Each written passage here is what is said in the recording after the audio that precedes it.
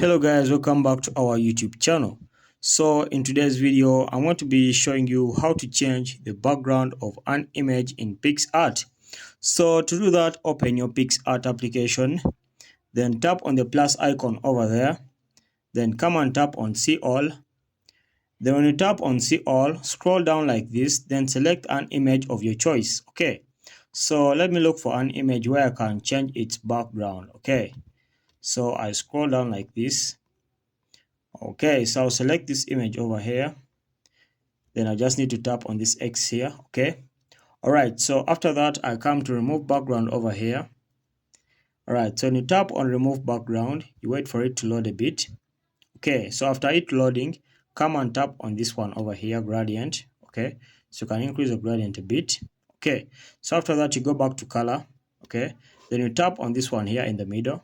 Okay. So you can choose from a variety of backgrounds. So let me select that one there. So after selecting, it applies. Okay, so that's how to add background or to change background in your Picsart application. Okay, so you can even choose this one. So you can basically choose any background of your color. After that, you can come and download your image from there. Okay, so thank you for watching. If you found value in this video, please consider subscribing and we shall meet in the next video.